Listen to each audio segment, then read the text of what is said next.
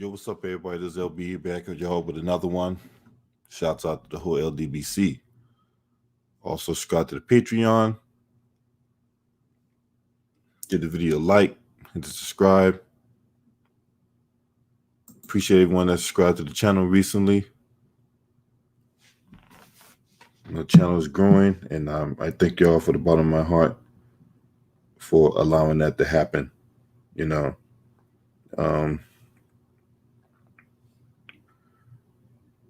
And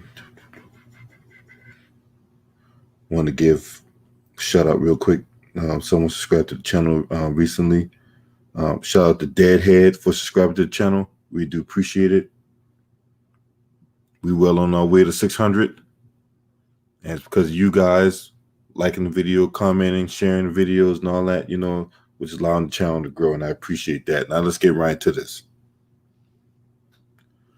So last week, I talked about how Vlade Divac stepped down from the Sacramento Kings, and Joe Dumars has now taken over the reins in Sacramento.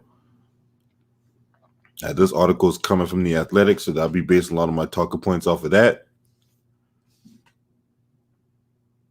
And, it basically talks about how this revolving door that's going on within the Sacramento Kings, right? Because remember, the Sacramento Kings hadn't made the playoffs in 14 years. But all their problems started when the Maloof brothers was the owners of the team, right? Now, with this high turnover of, general managers, executives, scouts, and other front office personnel, they need structure and they need stability, right? Because right now things are unstable in Sacramento. Okay. Now, Joe Dumars is the interim executive vice president of basketball operations and the general manager. So his first order of business, you need to find him a general manager. Okay. Once he finds a general manager, then at that point, they can go search for a head coach. And you got to wonder the status of Luke Walton's job if that were to play out. Now, I know they say Luke Walton's job is safe, but, when it comes to executives and general managers and things like that, these GMs want to bring in their own guy. They don't want a holdover from the last regime. Monterey Moore, salute, man. So that's why I keep saying Luke Walton's job's in jeopardy. I know people saying Luke Walton's job is safe, but that can't be any farther from the truth. The truth is Luke Walton's in trouble. Okay? And them missing out on the playoffs don't help matters. I think when they bring in their own GM, the GM is going to evaluate everything and they're going to make a coaching change. Now, I know he's only been there 1 year, but so what? What that got to do with anything? We see coaches get fired 1 year and then they tenure or whatnot. Is it right? No. But at the same time, that's the nature of the beast. If you don't want to get fired, all you simply got to do is win. Right? Now, it goes on to say before the Kings can worry about the issues on the court that have led to 14 consecutive seasons out of the playoffs, 1 season short of tying the Buffalo Braves, San Diego, LA Clippers for the longest such streak in NBA history, they have to fix a front office that has been out of whack for various reasons since Jeff Patrice's heyday. To be fair, this isn't simply a result of the new owner, Vivek Randev's tenure. The problems that led to 14 consecutive losing seasons began under the ownership of the Maloof family. The constant relocation rumors has been an unfaded burner on and off the court for the staff. Current Kings forward Harrison Barnes admitted he prayed Sacramento wouldn't select him in the 2012 NBA draft. The Kings selected Thomas Robinson, who was traded before the end of the season. Now, free agents without any other option wanted no part of the Kings, whose only constants were coaching and roster turnover. Now, Petrie missed on draft picks, and with the Maloofs under financial restraints, making trades for cash considerations became the norm. Yeah, because Maloofs had, they were really bad in mismanagement on with the whole idea with the Kings or whatever like that. Oh, you predicted that on TV? Oh, I didn't see it, so big deal. Shout out to Lamont Lane. Hey, Lamont,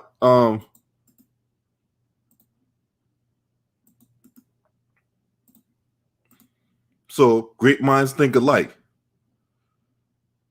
Come on in here, Lamont. Now, the relocation chatter was set up when Ranadive's ownership group took over after the 2012-2013 season, but the drama was far from over. It was just beginning. Now they do have a new arena. They said the new arena is one of the best in the NBA. They say accommodations for players have improved greatly too, ranging from meal and recreation options, and added support for player staff over time. Now the Kings have been active in the community.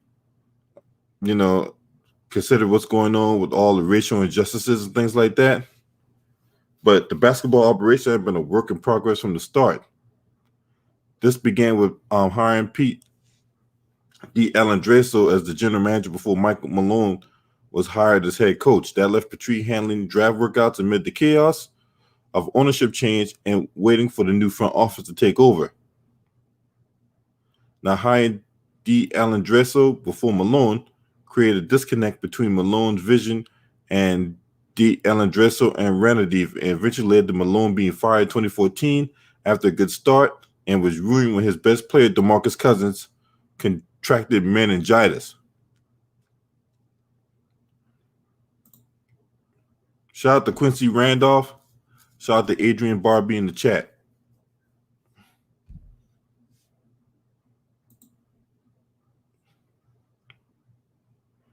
Now, firing Malone, which D'Alendreso took the hit for publicly, but multiple sources said it was Ranadive's call, planting to see the distrust between players and management that players from time never truly recovered from.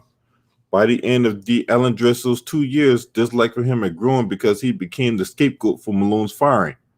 That led to the Kings having 3 coaches by the 2015 All-Star break. They had Tyrone Corbin, they had George Karl, and then they had what's the other guy's name? So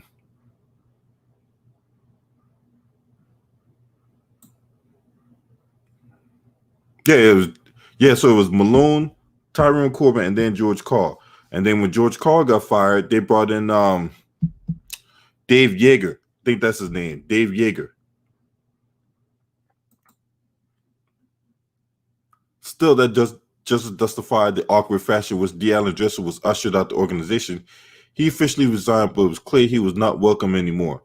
Oh, that sounds like the same thing they did with Vlade Divac. But the difference between him and Vlade Divac was a player in Sacramento, led them to the Western Conference Finals on a couple of occasions, and the whole dynamic of him stepping down was just a move to save face. But we all know what happened there. Now, speaking of Vlade Divac, he was hired as president of basketball operations and franchise operations in March 2015, leading to another path of confusion. Why? No one really knew what that meant. Not D'Alendreso, not Karl, who had worked with D'Alendreso in Denver and saw that relationship as key to rebuilding the Kings. Now, over the next couple months, it came clear that meant Divac, who had not been an NBA exec, would be the final decision maker. Though he was being forced out, D'Alendreso offered to stay to help with draft and sources. Instead, D'Alendreso was allowed to leave for a role with Denver, leaving Divac in charge of a draft while being around for only a little more than 3 months. That's crazy. So a guy who had no experience as a GM, you basically left this guy to pee in the wind to try to draft players and all that, right? That's crazy. And you wonder why the Sacramento Kings are in turmoil.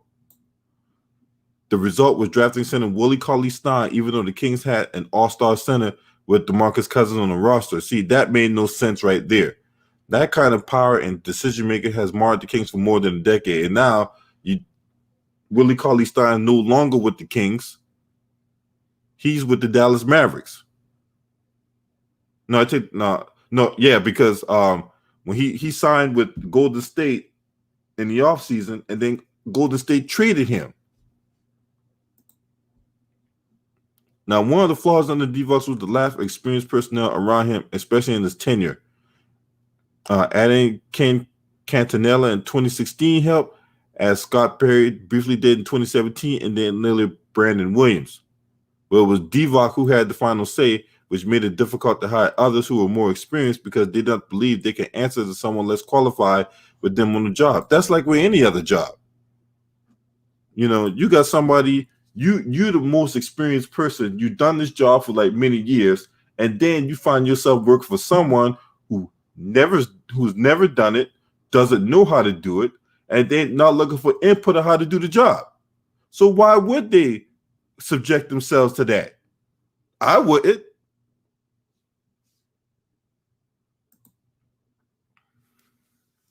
Vlade Divac's first hire, assistant general manager and good friend Peja Stojakovic. So Peja Stojakovic, y'all remember that name? Yeah, because he was his teammate when they were in Sacramento, right? He resigned on Saturday, gone. Now, Dumars will have a lot of influence on how the new front office looks. The only general manager remaining from Divac's tenure is Cantanella, who worked under Dumars in Detroit as director of basketball operations. Cantanella was an assistant general manager in Detroit, too, and was brought to Sacramento in part because of his expertise in the salary cap, contracts, and analytics. Now, it gives Dumars a mostly clean slate to work with after spending a year as an advisor and observing from within the direction the Kings need to go for improvement. Now, Dumars hadn't ran an office in 6 years because remember, he was president of basketball operations in Detroit, and he was eventually fired out from there. But he has enough ties to executives who's been around today's NBA that he should be able to build the staff, starting with eventually hiring a general manager. Now, the Kings plan to have an exhaustive search, which is why Dumars will serve as general manager in the interim. Unlike previous situations where the Kings might have rushed to fill positions, they need to get this right. So taking their time is the way to go with rebuilding the front office. But obviously, what cannot continue though is the this internal turmoil, this distrust, this lack of continuity and accountability. That has to stop. If you want your organization, no matter what it is, whether it's the Sacramento Kings, whether you be in the military, in business, whatever, you cannot have internal strife within the organization. That is the one way, if not the quickest way, for your whole organization to go into oblivion.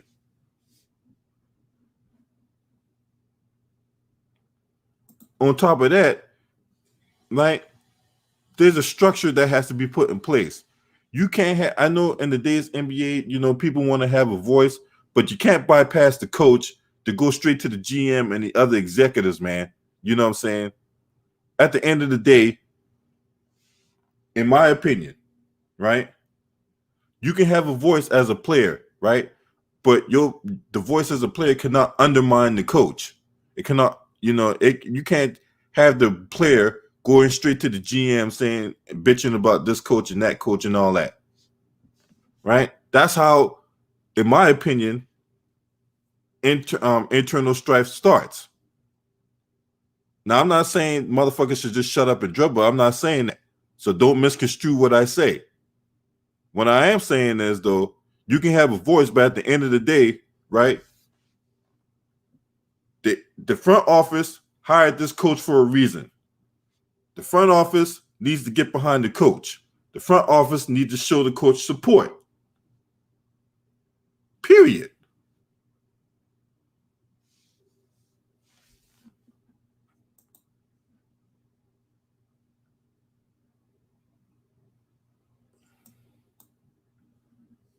Now, Carl never felt supported by Divox, and players complained to Divox about Dave Yerger, which led to Dave Yerger getting fired.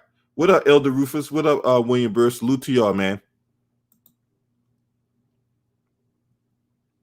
Now, in my opinion, Dave Yerger should have never gotten fired in Sacramento. He had that team trending in the right direction. They should have never fired Dave Yerger. If anything, you give him at least one more year to turn around, because they was on that ascent.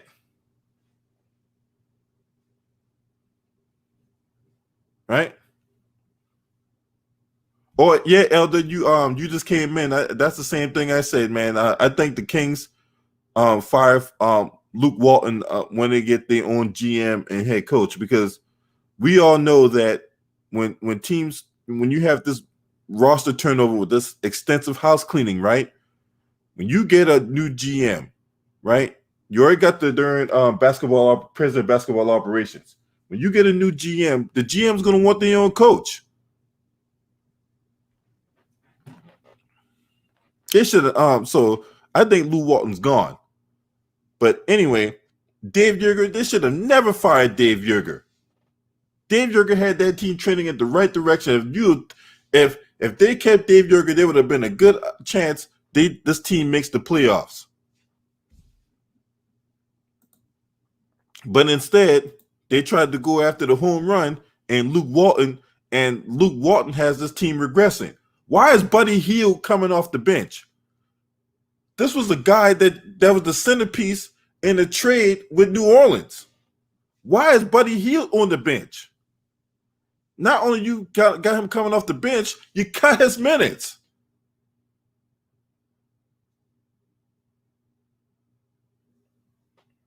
So now you got a disgruntled Buddy Hield on the team that Sacramento has paid massive amounts of money to.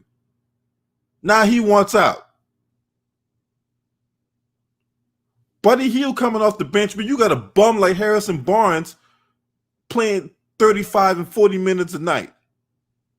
Harrison Barnes should not be starting in no capacity. If anybody's minute you should cut his.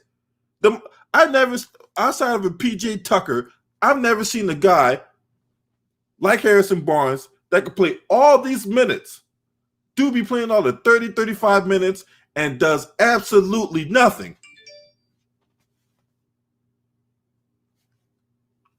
He don't score. He don't get rebounds. Don't get assists. He just does absolutely nothing. What the fuck are you doing on the court? To me, Harrison Barnes is like similar to KCP. Yeah, I get that, Elder. I get he's on a huge contract, but that don't necessarily mean you're guaranteed minutes. If you're not playing up to your capability, your ass need to ride the bench. I get that he's on a huge contract, but that don't mean you're guaranteed to play minutes just because you're on a huge contract. If you're not playing, you got to go.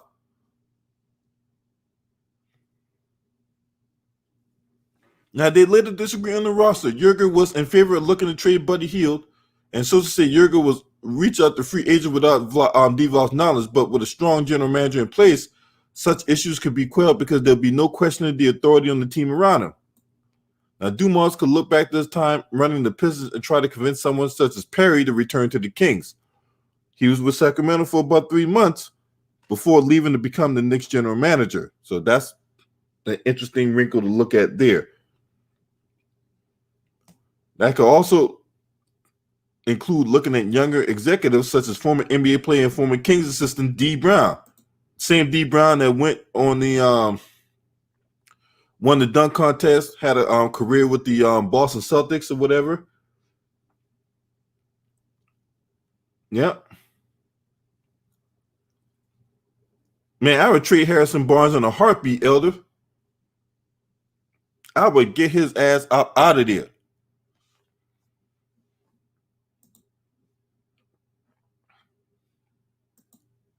Now the Kings have bolstered their player development program. They also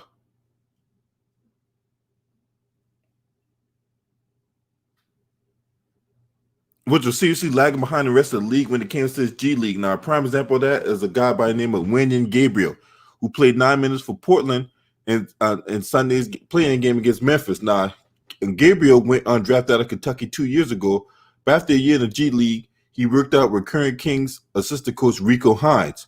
Now, Gabriel went from a two-way player to a standard NBA deal this season. The Kings, however, traded him to Portland in January as part of a deal to move Trevor Ariza and his 2-year, $25 million contract. Now, Gabriel could be an example of what happens when the team has to move deals that do not work out because it might have to part with promising talent or draft assets to free itself of the mistake.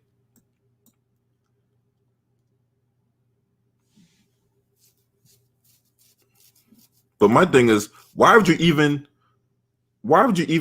sign Trevor Ariza in the first place? Y'all trying to get better as a franchise, right? Look, yeah, Trevor Ariza give you defense, but the guy's like 14 years in the league or whatever like that. Why would you even sign him to that deal? Come on. And you know, and that right there is one upon many examples that has set the Kings back as a franchise. I mean, you sign Harrison Barnes to. I mean, you take on Harrison Barnes' contract, man. I mean, come on.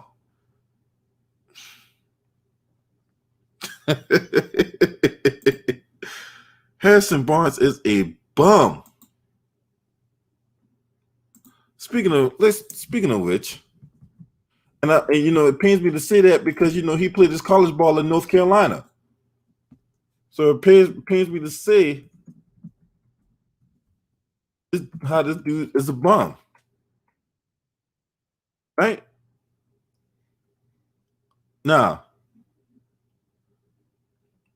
this website called Spot Rack.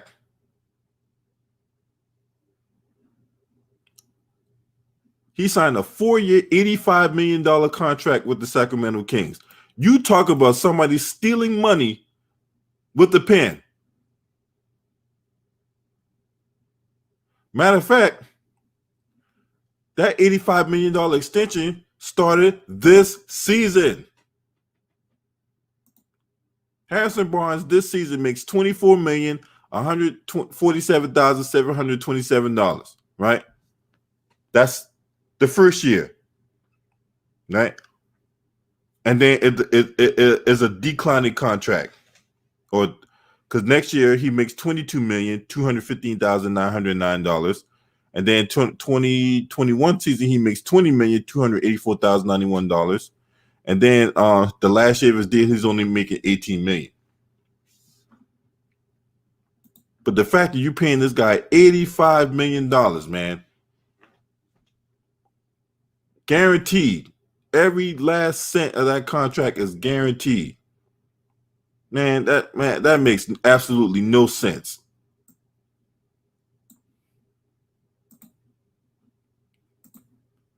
Absolutely no sense.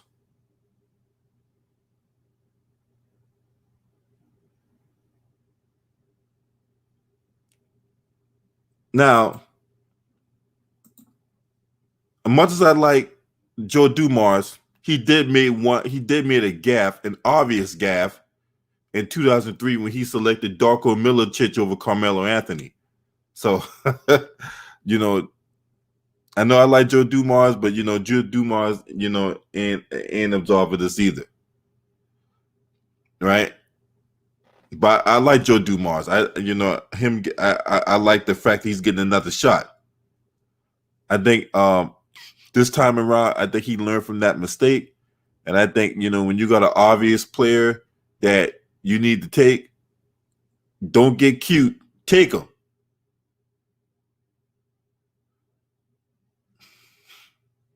Right? Now I like now that being said, they do have a good nucleus with De'Aaron Fox and Bogdanovich, right? I don't know. Maybe they might look at trading Buddy Hield because he's disgruntled right now. I do like Marvin Bagley. I do like Harry Giles. Harry Giles can put up points. The problem is Harry Giles don't play defense. But I like Harry Giles. All right. And I do like Marvin Bagley. Marvin Bagley, when he's not hurt, he can play. They do need to find a center. They need to find a to me, they need to find a small forward because you got to get Harris. I know they pay Harrison Barnes all that money, but they got to get rid of him, man. He is so bad. Harrison Barnes is just so bad. Oh my gosh. But under Dumars, the Pistons did reach 6 consecutive Eastern Conference Finals. They did reach 2 NBA Finals. They did win the NBA championship under Dumars, so it can't be all bad, right? Now, the Kings have been a losing franchise pretty much outside of 8 years, right? Because during those 8 years, you had Rick Adelman as the head coach, which they had some kind of success under Rick Adelman from 98 to 06, But yeah, for the most part, the Kings have been an absolute laughing stock. And I think Joe Dumars will get this right. I think he's going to get this right. Because like I said, they do have a good core, man, you know what I'm saying? I wish that, Luke Walton would actually play Harry Giles more. Harry Giles can score that basketball, man. He's playing guys like even though I have no problem with him, Nemanja Bjelica can come off the bench for all I care. And just the whole thing's a mess, man. I think I think Joe Dumars will actually this time get this right. But I'm gonna open up the chat line, man. We can talk about this some more. I want to also talk about. I'm gonna do another video here in a little bit about fantasy. Once FanDuel got that $3.33 tournament, and $100,000 the first. So damn, man, I just missed out on the NASCAR, man. I finished like 155th out of 27,000 entries yesterday in NASCAR, and I don't know a fucking thing about NASCAR, right? But it was about looking at the numbers and things like that and doing some strategy. And then, that propelled me to that 155th place finish. There was like a 10-way tie for first place and all that. So that kind of knocked down my winnings a little bit. But hey, any day I can profit is a good thing. What up, Mr. Big Chess? What's good, LB? How you doing this morning? Man, just chilling, bro. You know what I'm saying? What you got on what you think about the situation with the Sacramento Kings, man? It's a fucking mess. It's a whole fiasco, honestly.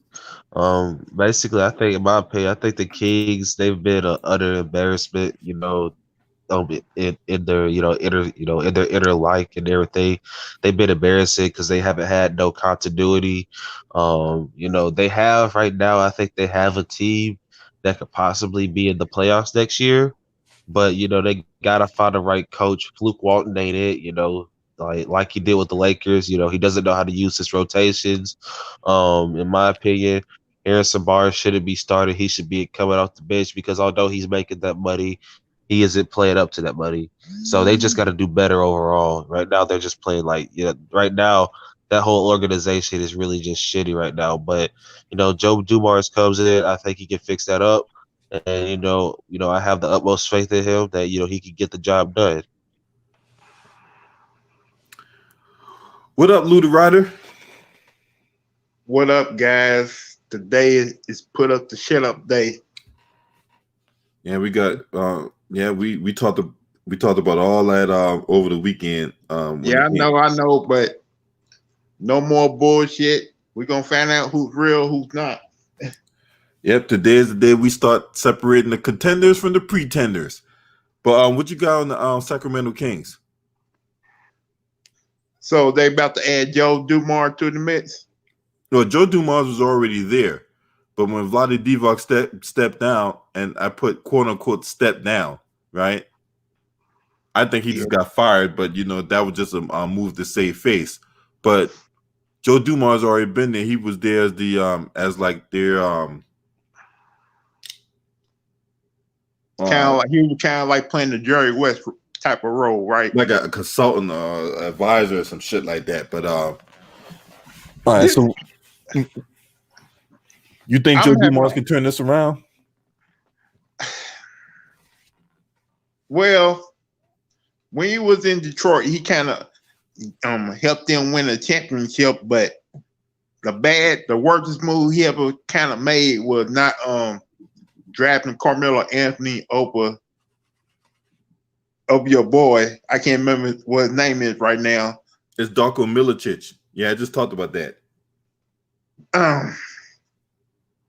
They got the players to do it. I just wonder, I just wonder if they do keep Luke Walton, how long they gonna be have to take deal with him if they don't get it right the following season. Are they gonna fire him in the middle of the season? Hire an interim coach? Or are they just gonna try to go work the free agent route and try to add some more veteran help on that team? Like, it's a whole lot of guys who are free agents this offseason. And I wouldn't be surprised if they try to give a deal to Paul Millsap, and a deal where they're gonna overpay him because he don't deserve it, because he got his money now. Like, if you add him to that team, he probably teach those young boys how to really win. Because they got potential to be a good team, be a 7 or 8 seed next year. It just, can they actually come together to do that? Because they got good young talent on that team.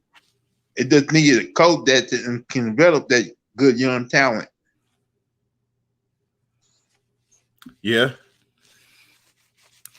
So look,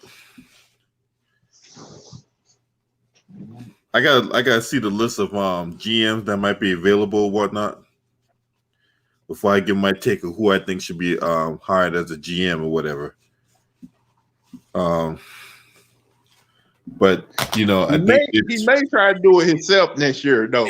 If I had knew about this information before I had did my triple P. Now, what'd you say? Joe Dumars may try to do it himself next year. I doubt that. I doubt that he's gonna try to do it himself. Now, the reports say he's trying to bring Scott Perry back. All right. Yeah. But it'll come down to whether or not Scott Perry is, one, interested in himself, and two, are the Knicks just willing to let him go like that, considering they just brought him in. But especially with the whole dynamic with Worldwide West and the other guy they brought in, shit, can't remember his name. Man, I can't remember the motherfucking name right now. But anyway. I just feel that the Sacramento teams are lazy when it comes to hiring people. They don't do their homework. They just hire anybody just to try to make the team better. Well, I think that's why they brought in Joe Dumars to take over the reins. Now they need stability right now. The last thing, once they do their roster overhaul and all that, man, you know what I'm saying? You need stability, man, and you need continuity. And you ain't it's kind of like the situation that happened with the New Jersey Nets before they became the Brooklyn Nets. The owner brought a foreign guy brought that team, and he tried to get all these NBA superstars on the team, but that didn't work out so well because mostly half those guys past their prime. Right. Yeah. See with that. But the owner put pressure on the GM. Right, because when the owner, Mikhail Prokhorov, or I think that's his name. If that's his name, I'm probably not even pronouncing it right. But anyway, when he bought that team, right? He put the general manager and executives under massive pressure, man, because he wanted the championship in 3 years. He promised the people, New Jersey people, a championship in 3 years. Yeah, so that's why you started. That's why you see all those aggressive moves, training for these guys that were over the hill, you know. So, you know, teams are not built like that. You know, teams are built, you know, with teams are built from the draft and all that, and then you sign, you know, complimentary pieces in free agency and whatnot. You know, but at the same time, your team need to be built through the draft. And you know, one thing that we hadn't done, right? I know these players, you know, we try to hold these players to account, but these coaches and GMs, man, they need to be held to account too, man, because this is the thing, right? And I'm so happy that the NBA, when the NBA did away with that whole thing where you could just tank the season and automatically you get number 1 overall pick. Right? Yeah. So my thing is, it forces the GMs, it forces the coaches to do their damn jobs. Right? Which means if you're a GM, you better have a damn good scouting department, especially we got this pandemic going on, you know, that's killing people left and right. It's coming down to these GMs to draft these players, and come the draft is the next NBA draft that's coming up. I think the next draft is sometime in like September, October timeframe or whatever like that. It's October 13th. October, so that's right after NBA. That's right after the NBA finals. We're gonna see who did their homework and who didn't. This draft this year will expose the teams that did their homework versus the teams that did not. Watch what I tell you. To me, it's always good like it to me. The first 5 picks are usually be the best guys, and pick between 10 and 20 end up being the guys who stay in the league for longest. Let's go back. That always been my plan. Like they pick. Sometimes I see guys go to teams with, I don't understand. Like you already got a guy at that position. Why are you picking another guy for that position? That don't make no sense. Well, hey, I'm glad you brought that up, Luda Ryder, because that happened a couple years ago with the Cleveland Cavaliers. So one year they drafted Colin Sexton, and then the very next year in the first round they drafted Darius Garland, and I'm like, what the fuck are you doing? Hey, Minnesota been doing the same damn thing too. Man, Minnesota's just in a problem, but like with this draft, you know, you got to draft based on fit, because the top 10 players in this draft, you know, regardless of position, you know, they can all be top 5 picks, but it's just too fit. So like, you know, a dude like the big man out of Memphis, what's his name? James Wiseman. Yeah. He'd be a fit for like the Warriors or something like that. Then you got Obi Toppin, then you got LaMelo Ball, Anthony Edwards, Cole Anthony.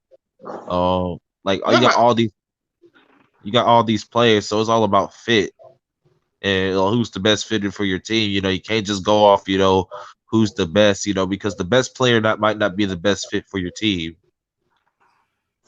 Let me ask y'all something about that. Say James Wiseman do go to the Warriors.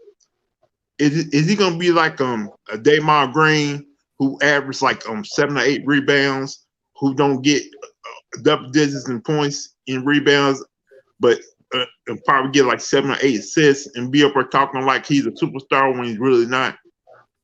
No. I don't know. I got to see how that whole dynamic plays out, man. What's up, Lamont? What up? Now I heard y'all talking about the draft. I got some inside information about James Wiseman too. He's slipping in the draft, man. There's some stuff coming up in his injury report. They got him projected now as maybe going 7 through 10, just because. Now there's some teams that might select him ahead of that, but he's dropping. The Warriors. He's definitely off the Warriors draft board Warriors are looking at Anthony Edwards, LaMelo Ball, and Obi Toppin. From what I'm hearing now, James Wiseman is dropping. Like Big Chess said, people will be drafting off of fit. There's only one team in the top 10 that can draft multiple players that could fit with that team, and that's the Golden State Warriors. Everybody else has to draft off need. You look at Atlanta, they need a shooting guard. They need a wing badly. If you look at Minnesota, they need a power forward badly, or a point guard. I mean, there's a lot of these teams, especially these lower tier teams, they got major holes that they have to fill. That's why they have to draft off need. Golden State's the only team that can be flexible. They can go big with Obi. They can go point guard with LaMelo. They can go shooting guard with Anthony Edwards. That's really the only team that can be flexible like that. Right. Yeah, I wouldn't put it past Golden State to trade down and acquire multiple picks. I mean, that's not out the question either, right? I'm hearing that they like Obi Toppin so much, and then they're just being hush-hush on it. They know that Atlanta is in love with that Anthony Edwards pick because they need a wing really bad. I think they're going to do like the Boston Celtics did, trade down, knowing that they want Obi Toppin. They're going to maybe snag a player from Atlanta along with their draft pick and get Obi Toppin along with maybe a player from Atlanta that they can also use this year to bolster their bench. I thought they Atlanta already drafted like 2 wings last year, didn't they? Or Cam Reddish. Cam Reddish wasn't ready, man, in my opinion. You know what I'm saying? I think he came Cam out Reddish too early. is a small forward. They need a 2. They need a 2 guard really bad. That's empty right there. And Anthony Edwards would fill that purpose. Didn't they have Cam Reddish playing some 2 during the course of the season? They did, but he's too slow. And unless he can get faster, that's why he had so much inconsistency with Cam Reddish this year. They want him to be in his natural position with his height and size. He's trouble for small forwards in the league. I thought they drafted that dude from Virginia to play small forward. Who's that? I'm trying to remember that they drafted some kid who played at Virginia last year in the national championship game. When Cam Reddish they drafted Cam Reddish in the guy from Virginia to play small forward because I thought Cam Reddish was going to play shooting guard. Well, Cam was really the only rookie that they featured. Like if they did draft somebody else, he's not in their long-term plans that they featured this year. I mean, they tried Alan Crabb. He was a bust. Yeah, at the 2. Yeah. They tried DeAndre Hunter, that's his name. Who? DeAndre Hunter. Yeah, DeAndre Hunter. But DeAndre Hunter, again, I don't think they like him at that. He can't. He doesn't have a shot. He doesn't have an NBA shot. Again, he doesn't have as much upside as Anthony Edwards. If you look at Edwards, has superstar potential. I think Hunter kind of shows you maybe he's gonna at max be I don't even really know who to compare him to, but I just don't see all-star written over his game. That's right there. They ain't drafting foot. You got these GMs really not doing their job for me right there. Listen at look at the roster right here, right? So they got DeAndre Bembry, right? He bust. Yeah, that's the guy they had playing shooting guard at one point. They had him playing shooting guard most of this year. Yeah. Yep. Charles Brown Jr., who didn't play at all. They got Clint Capella in the trade, but Clint Capella hadn't played in the game this season. Then he won out of Atlanta. There was rumblings about him not wanting to play in Atlanta, but anyway, Vince Carter, he's retired. John Collins, he panned out. You know, this could be his 3rd year coming out of Wake Forest. They had Dwayne Dedmon at one point. He signed with the Kings as a free agent. Then they ended up trading him back to Atlanta. So you're gonna play. Man, look, Bruno Fernando, another guy that is like, Brandon Goodwin, Trevion Graham. Ain't that Devontae Graham's brother? I don't think so. I think this Graham is the one that played at VCU. Yeah, he did play at VCU. Yeah. I don't know if they're brothers. I don't know. I don't think they're brothers. I don't think there's a relationship. Oh, okay.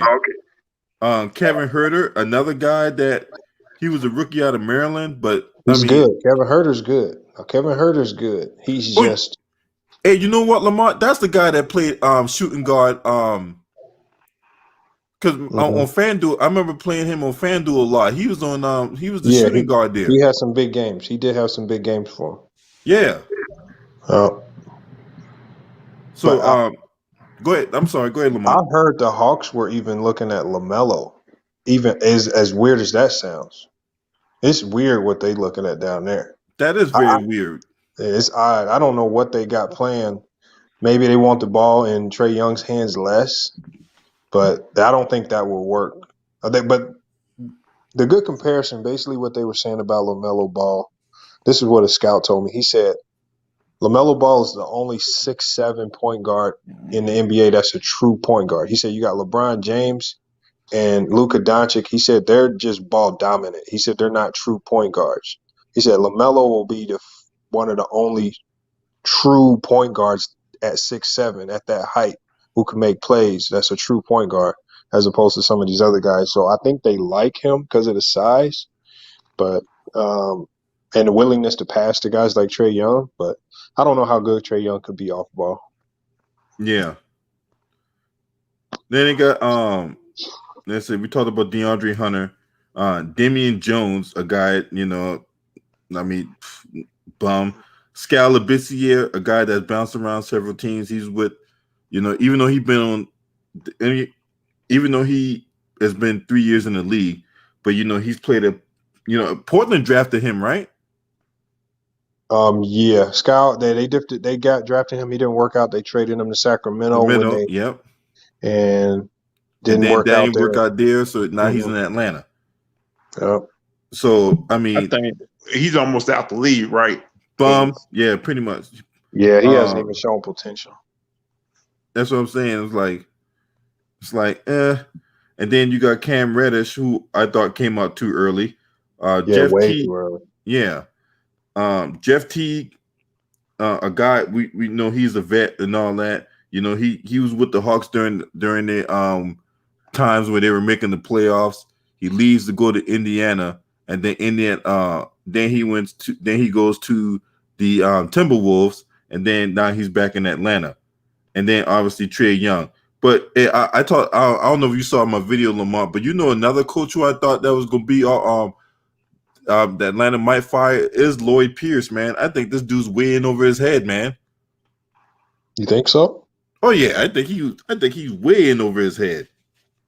I think they're gonna give him another year or two. They love him down there for whatever reason. They love him, but I think he still has another year. Speaking of coaches, anybody heard any rumors on who the Chicago Bulls' next head coach is gonna be? You never know with the Bulls. They so dysfunctional. You telling me? I have no idea, man. I might do some digging around, but I have no idea. I think this is one they're playing close to the vest with that new GM that they got in from Denver. Said, LB, I don't trust whoever next head coach is gonna be. I don't trust he gonna end up doing a good job because the owner he don't want to pay nobody just to play for the Bulls. I don't know. Well, you see the Knicks botched that coaching decision and hired the wrong coach, so it wouldn't surprise me if the Bulls did as well. Yeah, right. They gotta. Man, I don't know who's gonna take that job, man. But if they do, man, they were cut off for, man. But I think you ain't lying. Man, that was the worst job in basketball right now. There's so much going on. Like I said, the owner is the reason why it's the worst job in basketball. He always been so cheap over the years, too. I'm proud he got 6 championships. Yeah, it's a mess. Look at how they've been drafting. It's been terrible. Yeah. Other than marketing, they've been drafting terrible. Yeah, they did. Yeah, that's why I keep saying. That's what I'm saying, Lamont. We need, man. We don't. I know we get on the players and we get on the coaches, man. But these damn GMs and executives and owners, man, we don't put enough onus on them, man, because they out here, they the one here is drafting these shitty ass players, and you know, the coach can only do so much. Hey, Yep. what about Kobe White? He's good, but look how many guards they got on that team. Like, he can't even really do his thing. They got Saturansky, they got Chris Dunn. Who else they got? They got another guard, and they got Kobe White. It's just like, why you keep putting all these guys? Let somebody develop and take the job. I don't know. It's dysfunctional, but like Lamar, I want to ask you something about the back half for like the first round. What do you think about like who's going to be like that one pickup like in 2017? You know, Kyle Kuzma. You know, he was the back half of the first round, and you know he did good. You know, Grayson Allen back half of first round in 2018. You know, and he's doing all right in Memphis.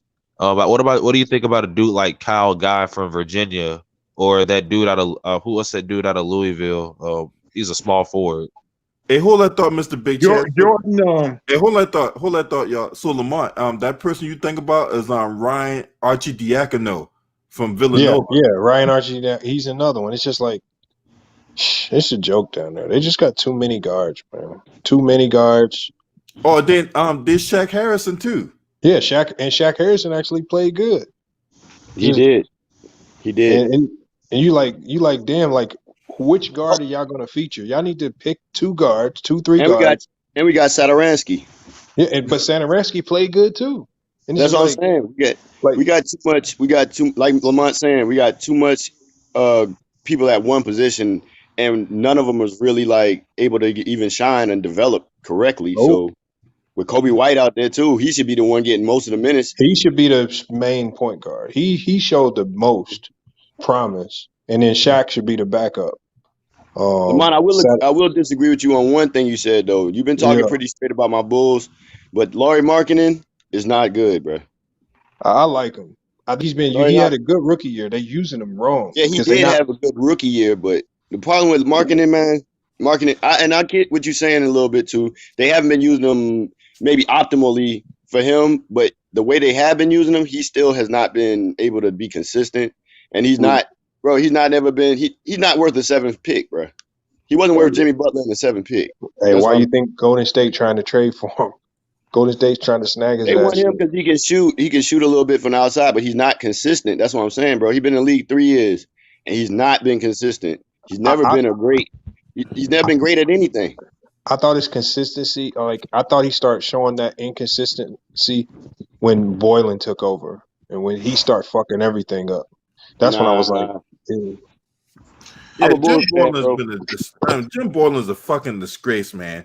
But this is the Bulls roster right here. They got Zach LaVine. Obviously, he's the best. He's their best player. Lauri Markkanen, Kobe White, Ryan Arcidiacono, Chris Dunn, Daniel Gafford. I don't even know who he is. Wendell Carter Jr., a guy that he's been yo-yo in and out of the lineups and stuff like that. Otto Porter Jr., a guy they got in the trade from the Wizards. Adam Makoka, Thaddeus Young, Denzel Valentine, a guy who can't stay healthy, and that's a guy that got Michigan State, right? Hey, LB, I'm gonna say this too. Michigan State? Yeah, he played in Michigan State. Yeah, I'm gonna say this too, LB. When it comes to the Bulls, right?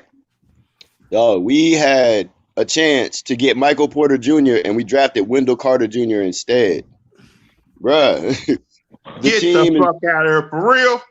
Nigga, Michael Porter Jr. was the 14th pick. We had the 7th pick and we picked Wendell Carter Jr. and Michael Porter Jr. wanted to be a Chicago Bull. Son of a dead ass, bro. Hey, but everybody missed on that. Everybody missed on that. I was saying it the whole time. I give you that. Y'all not the only ones that missed out on that, man. LB, but the problem with that though? The problem with that is if you look at everything before the draft, Michael Porter Jr. came to Chicago like 4 times, bro. He met with us 4 times, bro. Nigga, we had told this nigga if he was there, we were going to draft him. And they picked Wendell Carter Jr. And people actually was telling me on draft night, like, man, the Bulls picked the better pick for them, man. They don't trust Michael Porter back. I was like, man, I don't give a fuck. The nigga 18 and he had a back surgery. Okay, cool. But damn, he's 18 years old. His damn back has years to fucking heal, or at least be good enough where he can still be a fucking high level player. Even with a fucked up back, he's better than Wendell Carter Jr., bro. Way So better. basically, if Michael Porter Jr. would have came to Chicago, he'd probably be like an MVP candidate by now, right? He wouldn't be MVP. I wouldn't say that. Go that I would far, say, but at least be I in the would say playoff he'd be picture. very, very solid for us. Him and Zach. Him and Zach, and then Laurie can play that third role and give us them numbers he giving us, and it'd be all right. You see what I'm saying? That's my point. Tomas Satoransky. So they got Tomas Satoransky. I don't understand why they signed this guy. That was dumb. And the Wizards, why did you re-sign him? Shout out to Eric Acosta in the building. Washington Wizards, right? Because I'm out here in the DC area. Why the fuck y'all didn't re-sign Tomas Satoransky, man? And he played well for them. That's what I'm saying. So Christian Felicio, a bum. Luke Cornett, a bum. Didn't Luke Cornett play for the Knicks? Yeah, a bum. Shaq Harrison. They had Chandler Hutchison, a bum. No, he's good. No, he's good. No. Chandler Hutchison is good. Chandler Hutchison was in the G League for us for like a year and a half. But look at the games when they brought him up this year and he got minutes. He was one of the better players. Bro, he got that's not saying much though, Lamont, for our team. Our team does not have good players. So if you come in and telling play you right, that was Boylan. Boylan was fucking people good. up. Hutchison can play. They should not let him go. They drafted this guy, bro. That's what I'm telling you. When we drafted Hutchison, we could have had, bro. I'm trying to think of who was in that draft. Hutchison came out 2018, right? Yeah. Okay, bro, and he was like the 14th pick. Bro, do you realize the 13 niggas above him and some niggas that was after him are way better than this man, bro? We could have had. That's what I'm saying. He just been getting in a bad situation. I would not let him go. Man, he's not good, bro. Man, the dude only played 18 minutes. I'm like, can you really expect someone to go out there and do the damn thing in 18 minutes? I give y'all that, but I'm saying the reason he's getting 18 minutes is not because of Boylan, bro. Before Boylan took over, he was in the G League. We put the nigga in the G League. Hey, look at his stats before the season got a year started. And a half. he was actually, when he got minutes, he was actually putting up some decent numbers. I can't hate on him. He was actually showing some potential. Now I got to go game log hunting now. Hey, LB, the only reason I know is because of FanDuel. And I had to start picking his ass. That's the only reason why I know. Motherfucker, you probably were doing the Stars and Scrubs lineup, and he was probably like mint salary, and you had to pick him to fit some other studs in there. Yeah, but FanDuel shows you trends though. It shows you when a player might have a crazy night. Can he keep it up? And Hutchison, when he got minutes, he was putting up decent numbers. But he's getting those numbers in games when we playing against niggas and getting beat by 35. So of course he's gonna be playing and not playing against no defense. That's the only thing we can go off of. There's a lot of players who don't put up no numbers when you get beat by 35. Nigga, we the Bulls, we getting beat by 30 by the Charlotte Hornets, nigga. Of course he gonna play. End of the season, of course he gonna play. But what I'm saying, he was starting. No, he was starting games. He was starting. Listen, I will say this, right? Playing against teams so there was one game on January 29th. He did put up 21 points, 3 rebounds, 2 assists against the Indiana Pacers. What's the next like February 2nd, this is the game they got destroyed by Toronto. Yeah. At 27 minutes, he put up 17 points, 5 rebounds. When you getting beat by 30, that's a problem. That's a serious problem when you're getting beat by 30 points by teams. That's what I'm telling this man, bro. Like Chandler Hudson he's good enough to be in the league, yes, but he's not good enough to be a piece for our team to make us good. That's what I'm saying. He's just he's like the Kings roster. All they got is a bunch of guys who had promise that people say, man, they could be good one day, but they're 4 or 5 years away from being 4 or 5 years away, just like Chandler Hudson. And we're 10 years away being good. Yeah, that's what I'm saying. Like, who waiting that long to see if this man gonna be decent? And I don't know who Max Struss is, but he's a bum. But bro, but yeah, bro, who is that? Yeah, who the fuck is that? So I mean, it goes back to what we were saying before, right? These execs and Lamont, you got inside information on a lot of this stuff too, man. These execs and these GMs, they're doing in my opinion, a lot of these execs and GMs are doing a piss poor job of drafting these players or whatnot. So that also has a trickle down effect. So the scouting department, you got somebody in the scouting department recommending these motherfuckers to the GM and all that. Yeah. Now at the end of the day, the GM got the final say, but I mean, come on. Mr. Bid said you want to know about Jordan Award from Louisville. But Nah. LB, it's a hard job because players can show you one thing in college and all this, but what changes players is how they adjust to the NBA life. And I some agree of with these that. players got all the skill in the world, but if they don't adjust to the NBA life, then that's what fucks their game up. They start dealing with all these women too soon, too fast, start blowing their first checks too soon, too fast, and now they in debt. That's what fucks up a lot of players early on, and it starts to affect their game. That's why you'll see that. So this is another reason why kids of NBA players do so well when they come right into the league. Because that's why I like Nico Mannion going to the Phoenix Suns. His dad played in the league. He knows how to be a pro. This is why Cole Anthony is going to be great. He knows how to come in and be adjust to the NBA life just like that. He's seen it his whole life. And the players who can't adjust are the players who usually out first. I gotta agree with Lamont on that one. That's some facts right there. Yeah, I can get behind that. I definitely can get behind that. Hey, LB. Hey, salute to y'all boys, man. But I gotta step out, man. But yo, great Hey, man, appreciate you, great homie. stream and all that, man. Hey, man, hold it down out there in South Cac, man. You know what I'm saying? I'll be down there soon enough. All day, bro. We got a spot waiting for you. All right, bro. All right. We all at you. Holla at you, homie. Salute. Salute, fellas. Yeah, man. That's a man. I can get behind that, man. You know, it just and don't they have forums for that? How to handle NBA? I know the NBA can only do so much as far as providing training, support, all that, right? Because at the end of the day, it's up to the player to make that decision or whatever like that. Yeah, right? that training is, for the most part, that training is really BS. They just do it for the show to act like they really. But at the end of the day, the training ain't gonna prepare you for. You got 75 Instagram models in your DMs all of a sudden, and they ready to come to your hotel room ASAP, just like that. Like, it's just different. It's a different lifestyle, and it's just, again, some players can focus and adjust and ignore some of that. Other players just get caught up in the lifestyle and they don't work on their game. And you can tell the players. Look at Kevin Knox.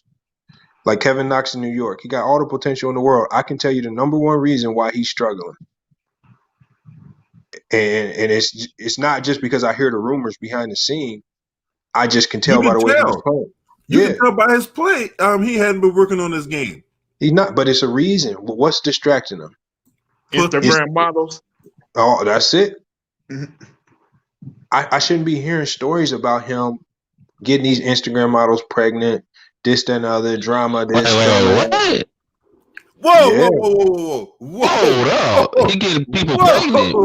Whoa. Pause. What happened? Whoa. I'm gonna tell you what happened. He messed around. Got this Instagram model got him in the hotel, messing with him. She slept with her. She didn't save the condom and impregnated herself. And now he dealing with that because she even admitted to the judge that she did that in court. And he still got to pay child support on it because it's his. And he dealing with a whole heap of a crazy situation. And he got like 2 or 3 of them cases. It happens.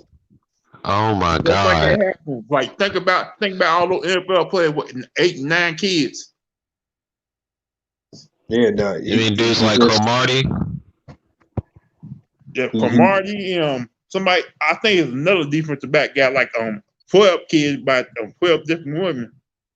Yep. Alonzo Trier got caught up in that same stuff, messing with these IG chicks. She done made a porno tape, put it out on Pornhub. The Knicks had to cut him, and that's why Alonzo Trier wasn't getting PT like that, because he had so much going on, and you ain't even a featured player on the Knicks. It's craziness, man. People can't adjust. You get caught up in that extra stuff, and you're gonna find yourself out the league. Yeah, man, that's crazy, man. You know what I'm saying? And that just goes back to what we keep saying all along, man. I mean, to me, I'm pretty sure you got to.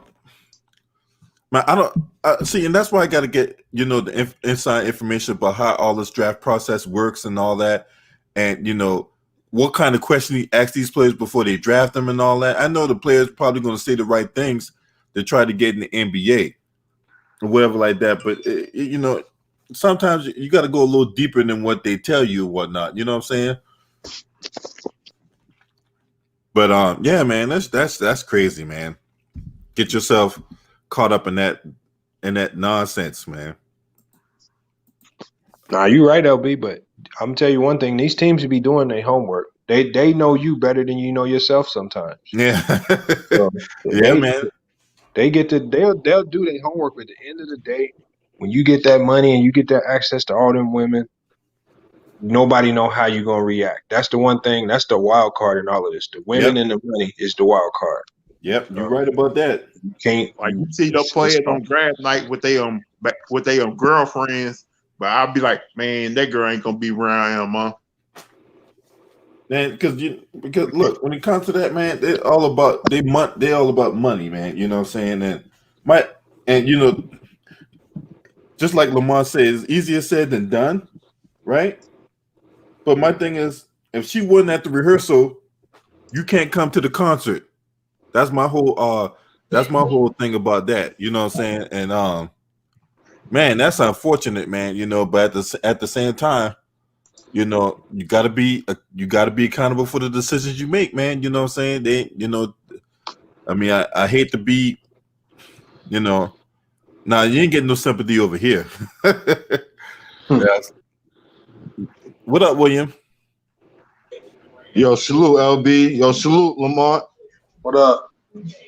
Ain't nothing, man. Little Riot, Mr. Big Chest, salute to y'all too, man. What up? Yeah, I'm ready for these playoffs, brother. Yeah, I'm ready for these playoffs too. And I heard about Lamont, you really think Portland will beat the Lakers in the first round? Yeah. I mean, you think the Lakers will beat Portland in the first round? Yeah, I think the Lakers are gonna win in 5. Okay. Why you say that though? I'm just curious about it. I'm not trying to. It's not about like I'm not gonna say Dame has been playing great. But this is not. If it was the NCAA tournament and it was a single elimination, I'm gonna go with Portland. It's not. It's 7-game series. It always exposed who the better team is. Right. And Portland is not going to be able to ride Dame's back like that for 4 games against the Lakers. And this is against the 2 players in the NBA that have their best games against Portland when they played them. LeBron and AD. AD is steadily dropping 38, 39, 40, 41 on Portland with ease. They have no answers for No. They never had an answer for LeBron, even when AD was out and LeBron went into Portland by himself. They was up, 20-30 in the first half. Easy game for them. These are the 2 players that they struggle guarding. And now you got them both on the same team playing against you. For me, it's just a matchup. It's just anybody else I'm picking Portland. But it's just a terrible matchup for them because they not going to have answers. LA's D is right now is slightly better than Portland's, but they have the potential to play far better D than Portland. Like Portland has maxed out the best they can play on D. That's the best we've seen. And we haven't seen the Lakers gel 100% on defense. Portland is the best team to practice that on. And then if they can get stops against Portland, LA is already the number 2 team in transition. So they score the most transition points. So now turnovers, Portland is prone to getting in foul trouble. Now you're going to be sending them to the line. It's just not a good mix. I mean, again, anything can happen. I just don't see it happening. Hey, shout out to Jacob Jennings, man. I see y'all in the building, man. I know we talked about this. I'm not trying to like retread the same thing we talked about on Saturday and whatnot. We did the conference we did all that breakdown on Saturday, so I'm not trying to retread that again. So let's talk about let's shift on from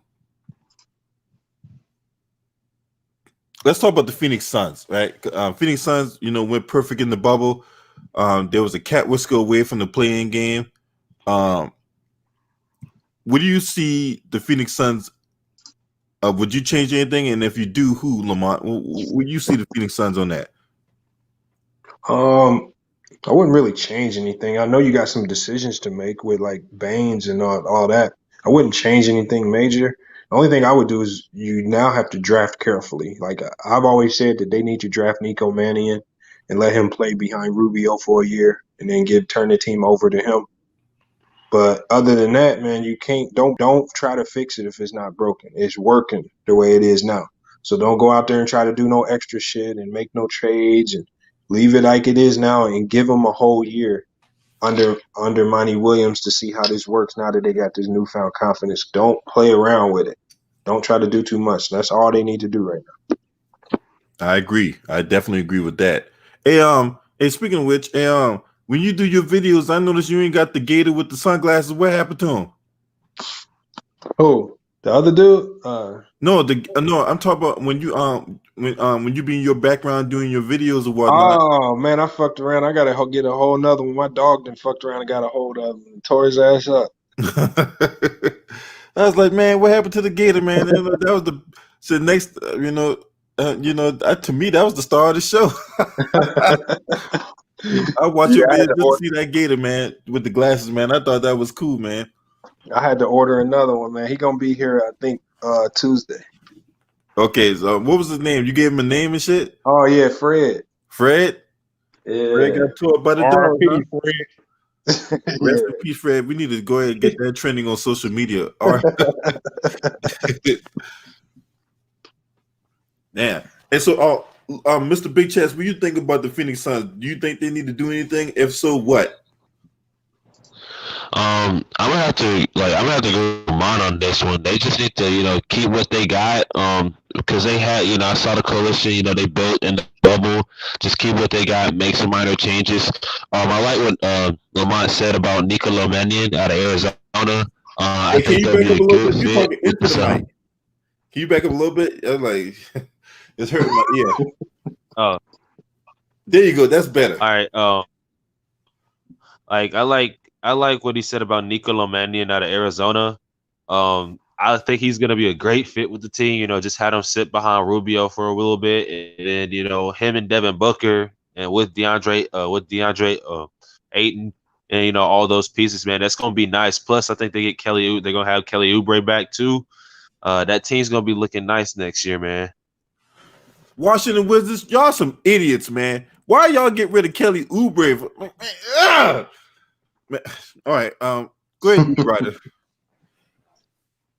I just hope if they try to make some changes, they talk to Monty Williams first, because Monty Williams did a good job in Phoenix, and if they let Monty Williams coach the team the way he wanted to coach the team, Phoenix is gonna be okay. Just let Monty Williams do his job. If y'all gonna make some changes, talk to him first so he can decide on no changes, and I'll leave it at that. Now, looking at go ahead, William Bird. What do you think about the Phoenix Suns? Now, Phoenix Suns are in a good position right now. They're in a good position right now. I like what they're doing over there, and what Luda Ryder was talking about as far as communication. James Jones will be in communication with Monty Williams because Monty Williams coached him in Portland back in the day. Yep, that's true. So he will be in constant communication with him with all moves that's going to go with the team. And I think, unlike the whole train wreck that's going on in Sacramento, that Joe Dumars got to rebuild. You know what? Not thinking about it, I think you said something about this the other day, Lamont, about Phoenix having a brighter future than Sacramento, and this is part of the reason why, huh? Yeah. Oh yeah, you're right. Yeah, I remember you mentioned something about that the other day on Ticket Channel about Phoenix having a brighter future than Sacramento. And now thinking about it, that's what I can get behind that, considering that they got a good working relationship in Phoenix. In Sacramento, there is fucking turmoil out the ass. Yep. So can they make the playoff next season? Because Sacramento? I'm talking about Phoenix. Why would they not? I'm just saying, like, they're not going to be in the bubble. I think next year they won't be in the bubble. But at the same time, I think this will be a learning experience. Because you got Golden State Warriors coming back next year. You going to still have. And shout out to my boy LVZ NBA Talk. Hey, I talked about that before. I talked about that earlier in the stream. Yeah, he did fumble the ball in Detroit. He sure did. You know what I'm saying? Shout out to my boy LVZ NBA Talk, man. Subscribe to his channel, man. You know what I'm saying? He got a really good channel. But yeah, man. Phoenix got a very bright future, man. You know, I definitely think they should make the playoffs next year. Monty Williams is a damn good coach, man, because New Orleans, he got served a raw deal in New Orleans. And I think, you know, and I always said this about Dale Demps. He was a horrible GM. Dale Demps was a horrible GM. Like I think the Phoenix can make the playoff next year. I'm just thinking about you still gonna have good teams in the West. They're gonna try to beat to make the playoff next year. And plus, you don't know who the next head coach can be for the New Orleans Pelicans yet. Yeah, if they get Mark Jackson, man, I'm telling you, man, that's an instant playoff team right there. If they get Mark Jackson or whatever. But I don't know who the Pelicans looking at. They talked about Tyronn Lue. Another guy they talked about was what's the other guy's name they talked about? Jason Kidd. Yeah, Jason Kidd. And then to me, I personally think they should go after David Black.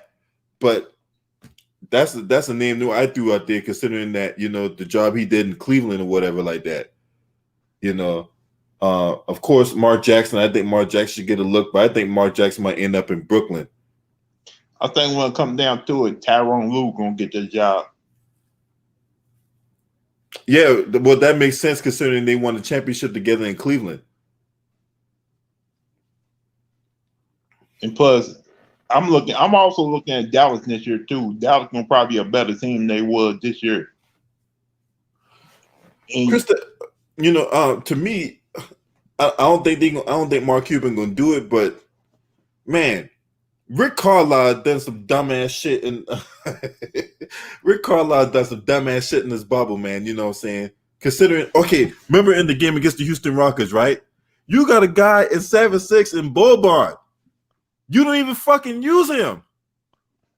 Goddamn, Kristaps Porzingis want to shoot threes. You got Maxi Kleber want to go out there and shoot threes all day on the Houston Rockets when they got the size down low that can destroy them dudes, man. And you didn't even use your fucking greatest weapon, the Boban. You know, man, that game really irritated me. And that right there, and I was at the game up in DC back in January when the Mavericks played the Wizards, right?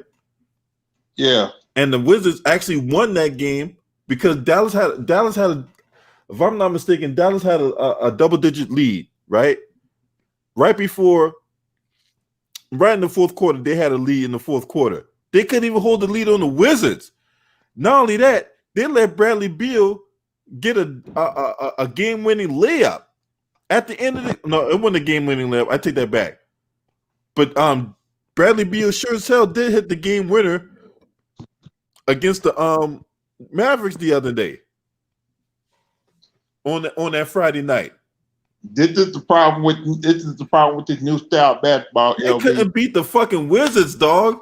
This is the problem. This is the problem with the new style offense they use in the NBA right now. Guys don't know how to post up no more. This is Guys don't know how to post up. They don't know how to drive to the basket like they used to back in the day. Hey, this is the thing, Lou. Luka Doncic didn't even play that game. They lost by 1 point, and Luka didn't even play that game. And this is and then Kristaps Porzingis came back, but all the motherfucker wanted to do is shoot threes. That's the problem. Like, you 7 foot tall, you should at least have a post game instead of an outside shooting game. Like, it's good that you can hit decent 3-point shots, but you still gotta have a post game down low. You 7 foot tall, you should be dominating down low. Lou, he can play down low. It's just a matter that he don't want to play down low. I get like when he was in New York, I seen him play down low. Like when they used to play Giannis all the time, when he was in New York, he could play down low with Giannis. He has the speed and he has the skill too. He's not as strong, but he has the skill. It's just he wants to be outside. He wants to shoot threes. He wants to be the stretch five and everything. And I'm like, if you're going against a team like a Rockets team, I'm like, get your butt down there and bang with them. Like, because unless you're scared, but like, you have the ability to. Hey, get this, Mr. Big Chest, in that game, right? How about Kristaps Porzingis got a shot blocked by Robert Covington? Now, Robert Covington is all like 6'7", 6'8". This motherfucker 7'3" and got a shot blocked by Covington. And got out rebounded. Got his dunk blocked too. This is why the NBA is soft now. This is why the NBA is soft now, because you got guys like this. I mean, like, honestly, you got people they trying to, I'm saying this, like with the Rockets, I don't know if they say they doing this analytics, but it seems to me that they trying to be a version of the 2015 Warriors on steroids. And I'm like, you ain't topping that. I'm like, you can't do that. Nobody's touching Steph's 402 threes. Nobody's going to touch that. You can't be as efficient as them. You can't be as efficient as them because you're not them. You're not Steph and Clay, two of the best shooters of all time, the best shooting backcourt of all time, in my opinion. But it comes down to that, because if you keep bricking, the other team's gonna score. Like, it comes down to, if you got a big man that can post up, use him. And like, if I'm the coach and I'm coaching Kristaps Porzingis, I'm basically like take one more three and you missing, I'm gonna take your butt out the game. Get your butt down there and be on the block and bang down there. That's the thing, that's the thing right there, Mr. Bitch Head. They don't allow a head NBA coach to do that. Talk to a star player like that anymore. If you do, the star player and go to management and get that head coach fired. That's how the league is now. Hey, but that goes back to what I said earlier. Yeah, I see you, Brandon Nicholson. What's up, man? Salute to you, homie. That's why I say earlier, as far as like, look, you still want the players to have a voice, but it can't come at the expense of the head coach having being undermined or watered down or anything like that. You know what I'm saying? Like, the players shouldn't have a free reign to go around the coach to the general manager outside of some hostile working environment concerns and start complaining about his role on the team or his minutes and all that other stuff. Or the contract is a whole nother story. But as far as like the role on the team and the direction of the team, the player should not be bypassing the coach to go have free reign to the general manager. You know what I'm saying? That right there erodes the team quicker than anything else. And Myron Jones, bring your ass back from the moon and have my crispy $100 ready, bastard. Salute to Myron Jones in the building, man. Appreciate you, homie. Salute. That's the reason why certain teams will never be championship teams, because of that. Because certain players on that team don't want to really be coached. They want to try to do their own thing. Not like, in my opinion, it's a lack of respect for authority. I mean, the only coach I know that still has that authority where you can't just go up there and talk to him any kind of way and whine, that's Greg Popovich. And because he holds his players and he holds all of his players accountable, even his star players. He don't take flack from nobody. You act up, you're gonna be on the bench. And you got a lot of coaches, they scared to lose their jobs because they don't want to tell their star players, you ain't doing this right. But I'm like, your job is to coach the team. Your job ain't to be the best player's best friend. Like, you got to get out of it. Like, if you're gonna fire me because I'm holding my players accountable, then why I don't know, nobody should want to be a part of your organization anyway, because you don't uphold the standards that need to be upheld. But see, this is the thing, though, right? And that's on an organization to set that standard the way, look, we're getting behind this guy, right? That needs to be clear from the jump. That needs to be clear from 21 Jump Street that, look, this is our coach, right? Now, outside of some problems where it's a hostile working environment and all that, right? I trust him. He has the final say. If you're complaining about your role on the team or whatever like that, then it's on you to change that. It's on you to want to get better, so that way the coach can force the coach's hand and to give you more minutes or to give you a bigger role. You can't sit up there and do less, and then when the coach pulls you out the game or the coach cuts you out the rotation, like you start whining and complaining. There's probably a reason why, but the player and the coach got to have that dialogue. But you got players that feel like they can just bypass the coach and go straight to the GM or go straight to the owner. That will erode the team chemistry from inside out. And especially if you got a dynamic where we got favoritism going on, yeah, the star player can go to the owner, but the last man on the team can't. Like, what is that? At the NBA today, LB. Yeah, man. These players get, we hearing stories all the time about how this player getting preferential treatment and that player getting preferential treatment, and you got other players on the team that don't like the fact that these players are getting preferential treatment. That would erode the team from the inside out.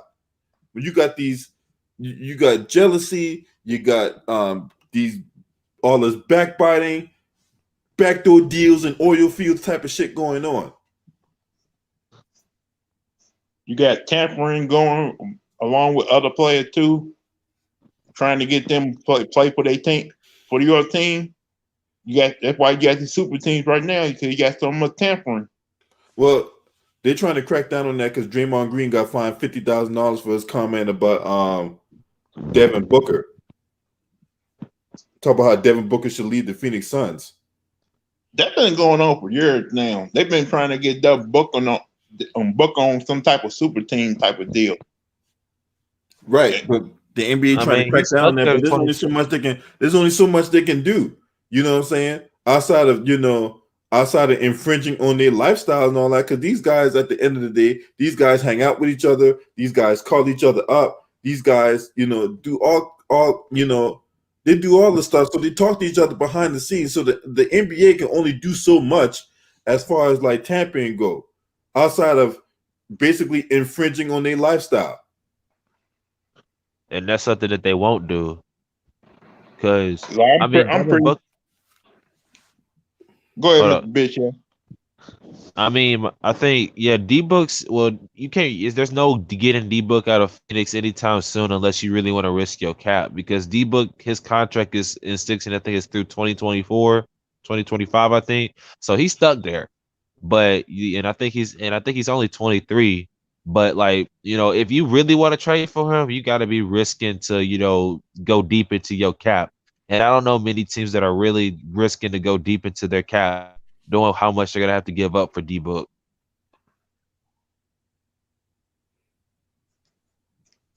That's correct. We'll just have to see. Giannis is about to be a free agent, and you already got players trying to talk to him, trying to get them their team. Well, it'll depend on what the Bucks do in the postseason. If the Bucks get bounced in the first round, yeah, Giannis is up out of there. But if they get to the NBA Finals, I can see him staying. I mean, they said, well, he has a supermax on the table this offseason. I know that. Have a supermax, yeah. And he could, he basically, it's like I remember, because I remember last year during the summer, after the playoffs ended last year, he's like, my mind is finals or bust. He said, he said, don't call me, he gave this whole speech. He's like, don't call me the MVP no more until I make the finals. He said it's finals or bust. And he's already been in contact with Steph Curry, and the Golden State, they trying to get him. And if they're not trying to get him, I know Steph Curry's been in contact with Joel Embiid, and that situation going on in Philly. So you don't know however this plays out. Giannis could be gone, or he could sign depending on what they do. That's the bullshit I'm talking about right there. Always trying to stack the deck. I always trying to get the championship the easy way instead of trying to work the hard way. Man. I mean, the thing is now, because Steph got his the hard way, because like before, like he been to the finals 15 times without before KD. The reason why they added KD, and this is where I can ether LeBron fans, because they want to say that, oh, it's not fair, but basically you basically evened out with the Cavs because the Warriors didn't have a wing that could play. They can have a wing that could drop buckets like KD. They really didn't have a wing. Harrison Barnes wasn't a wing really. He was more or less a second shooting guard. So they didn't have a wing like the Cavs did with LeBron. So they basically trying to say we got to match up with what we don't have, which is like LeBron. We can't do that. So they did that. So yes, they stacked the deck on their own side in the Western Conference because they dominated, but still, you know, these dudes out here, they got relationships. Steph Curry and Joel Embiid, they're sponsored by Under Armour. Steph Curry's out here promoting Joel Embiid, in China and in Japan. And they've been, they work together. They're on the same podcast. So, like, these dudes, they form outside business relationships. So when they come on the court, don't be surprised if you hear like a Joel Embiid traded to the Golden State Warriors for, like, a Draymond Green and some other things that are happening. So don't be surprised if you hear something like that, or you hear a Giannis sent to Golden State, because these dudes have that relationship. So they're going to be more inclined to play with dudes like Steph and Clay. Shout out to one of Thomas in the building. Yo, you right. Here. Now, if a single, Draymond Green end up leaving Golden State, end up going to Philadelphia, and he get replaced by Joel Embiid, I have no problem with that, because Draymond Green is a cancer.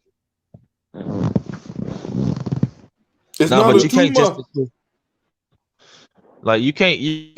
Well, like, let's just say that trade went down. If I'm a GM, I think Joel Embiid is worth the first round pick.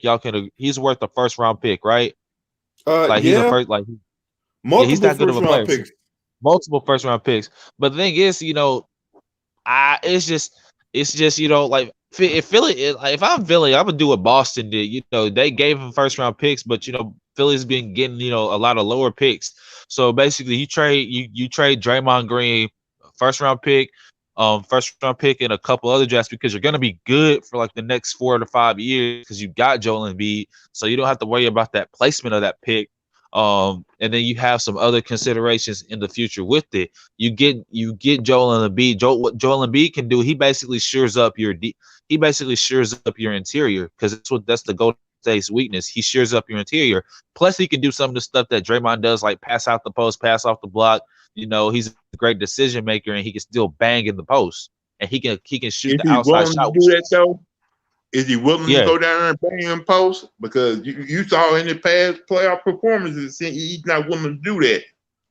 Like, okay, well, last year, I don't know what the true volition of this is, but last year they say he was sick. He was sick as a dog. That's what they say. They say he was sicker than a dog. So they say that's why. And for some reason, he still averaged 26 and 10. Now it's when he was sick. The year before when they played the Boston Celtics and they got beat, Joel Embiid brought his butt out. That was on Brett Brown, because Brett Brown got out coached, because basically the Celtics were playing a boxing one on Ben Simmons and leaving him on an island, and Ben Simmons got exposed. Joel Embiid was banging down in the post. He was owning Aaron Baines. He was taking down Al Horford. Like, he averaged 31 and 8. He was averaging 31 points in that series. So he was doing his job. It was just Ben Simmons got exposed, and they lost in 5 because the ball got stagnant and Ben Simmons didn't want to shoot. So, you basically getting beat. So, but I believe Joel Embiid can bang down in the post when need be, but he can also be that stretch 5, which stretches out the floor, because it's not like you can just double. If you double them, you can just throw down. And there's not too many big men in the West that can really stop. There's nobody that can really stop Joel Embiid when he's past his mind to it. So that thing would work out, in my opinion. I'm just hoping he's willing. If he does go to the Warriors, I was hoping he's willing to get in shape too. Yeah, that's something he got to do, man. You can't be a stretch mark 5 down there, man. Dude, like, he got to get in better shape. Got to get in better conditioning, and he can't be fragile than a poor piece of porcelain glass, man. Because if he does work out in Golden State, you're gonna have Steph Curry and Trey Thompson wide open all the time when he down low. Because you got to worry about you got to worry about down low with LB. You got to worry about Curry and Thompson going off. Don't forget they still gonna have Andrew Wiggins too, and I like what he's doing. Use him as trade bait though. Oh yeah, they're gonna use him too. They don't have Andrew Wiggins, but also what I will say is that their bench is gonna be. I think what I want to like is that their bench. They're gonna have. I don't know if they're gonna trade the draft pick, but if they get Embiid and they're somehow able to keep their draft pick, this will have to be after the draft if they trade Draymond. It has to be after the draft. They have their draft pick, which probably like an Anthony Edwards or Obi Toppin, in my opinion. And what they would do is basically their bench is going to be so much solidified because those rookies who played last year, you're going to have Eric Paschall, you're going to have Kyron Bowman, you're going to have Smilagic, Jordan Poole, like they have experience, even though they was getting their butts destroyed all last year. They can play complementary basketball. They're going to have a solid young bench that can run. And I don't know too many benches, outside of the Clippers and I think a couple other teams that could just run with a young bench like that. That's why I was saying, like, I know Phoenix probably going to have a good shot at the playoff next year, but you still got Golden State coming back. You still got Houston. You still got the Clippers. The Lakers, I don't know how that situation going to turn out yet because you don't know Anthony Davis going to come back or not. You still got the New Orleans Pelicans.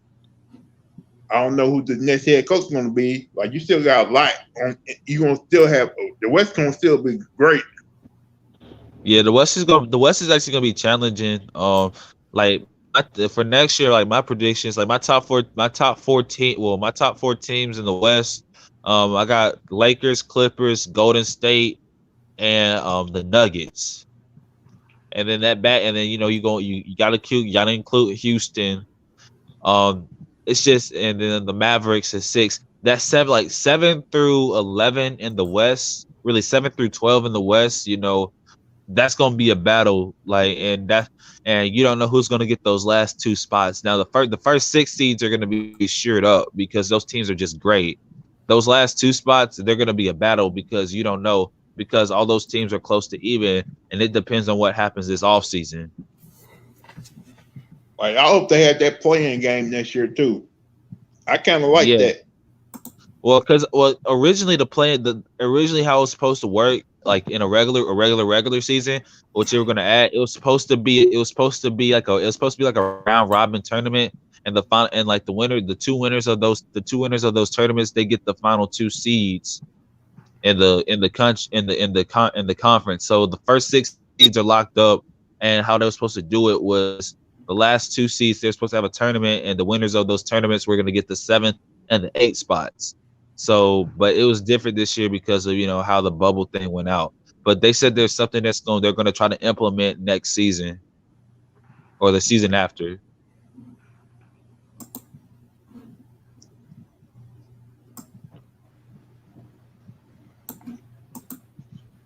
Yeah, that's what's up, man. Let's have to. I wouldn't be surprised if they had like 2 bubbles. You know what I'm saying? If they implemented that, like they have a bubble in Orlando, and then they have like another one out west for the Western Conference teams and stuff like that. Like they have one bubble for the Eastern Conference teams, and then they have another one for the Western Conference teams. I think they're gonna try to do home court games next season. I think these teams that will be playing their arena next year.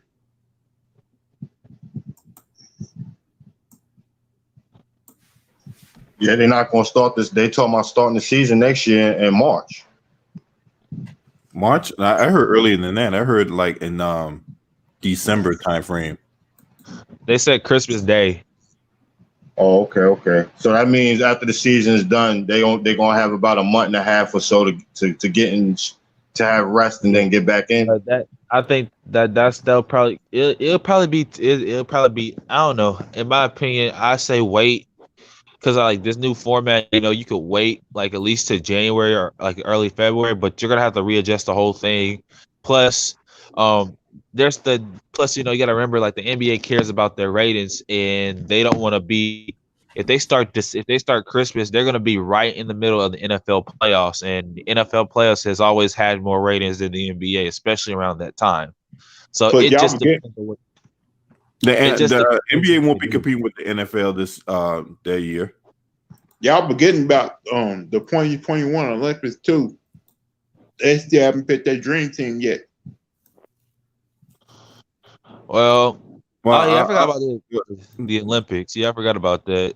But it's probably gonna be Steph, KD, Kyrie, LeBron, Harden, AD, who else? Russ. Giannis is Greece. Giannis in Greece. I don't know. I don't know who I else you think could pick. USA, when they do pick teams for that, USA gonna have a hard time trying to win that. Nah, it's not. It's not like the only team that they would probably have there's only a couple teams. Serbia, because you're gonna have Jokic and a couple other players like Bogdanovich. You know, they can get scoring. Greece, because you're gonna have all four Antetokounmpo. Really, you're gonna have all four Antetokounmpo brothers next year, including the youngest one, which is a beast. It's gonna be a beast next year. So that's the only team. But like, if you get like, you have like, in my opinion, like the Olympics, you have Steph, Clay, KD, LeBron, Melo, Yeah, you have Melo, because you want Melo to get that. Couple other players. I think you're gonna have. I think Lowry was on the last year's team. You can have Kyrie. Dame might be in there. Yeah, I think Dame's gonna do it.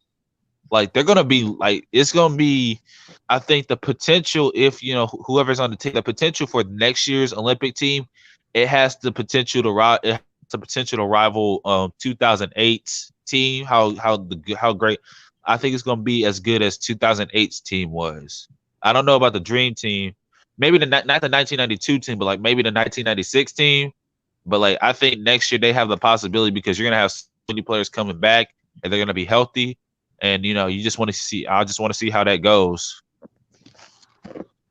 at least Paul George gonna be on this team this time. Hopefully, Michael Porter Jr. be on the team too. Oh yeah, I forgot. I forgot about Paul George and Kawhi.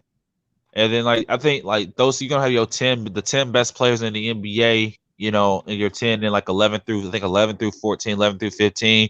You're gonna have like the young players like Ja, Zion, Michael. Your best young players: Ja, Zion, Michael Porter Jr., Jason Tatum, and De'Aaron Fox. Yeah, you ain't gonna have no Lonzo Ball because he ain't gonna be on the team. Lonzo Ball needs to be in the gym working on freaking his not the gym. He works on his game. This man needs to be in he needs to go to a freaking psychiatrist to work on his dang confidence. Like, what the heck is wrong with this man? You know what? If his daddy don't stop teaching work on his daddy, he don't need his daddy to be working with him on his game. He needs somebody like Michael Jordan trainer. No, he don't work. The thing is, like, here's the thing with Lonzo, like, how he was never taught the half court. He was never taught the half court offense. Like all his dad, like basically you had to coach it when he was in middle school and high school at Chino Hills. Like you had to coach there, but it was really LeVar coaching the team, and all they did was basically run. It was basically run, like how you see Lonzo do that full court heave pass that he does all the time. Like LeVar taught him that. And all they do is they get the ball, they inbound. There was inbound into LaMelo, inbound into LiAngelo, and it was either hit a three, get back on defense, play press, get back and just run.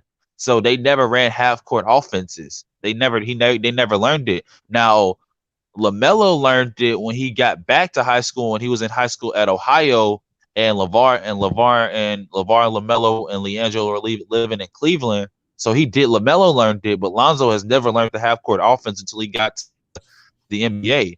So that's his problem. Plus his confidence, you can't be scared. And at the end of the day, man, he ain't playing well. I wish the best for him. I hope he gets his confidence up. This is his last opportunity to prove that he's worth in the NBA. I'm not going to wish bad on him. I'm always going to wish the best for him, but he got to show up because he's been playing like utter basura, utter garbage. Like I said, he needs somebody to teach him a right jump shot, and somebody who gonna who gonna really try to get confidence up. Somebody, you need a trainer that ain't gonna take no bullshit. He's gonna slap you in the head every time you don't do something right.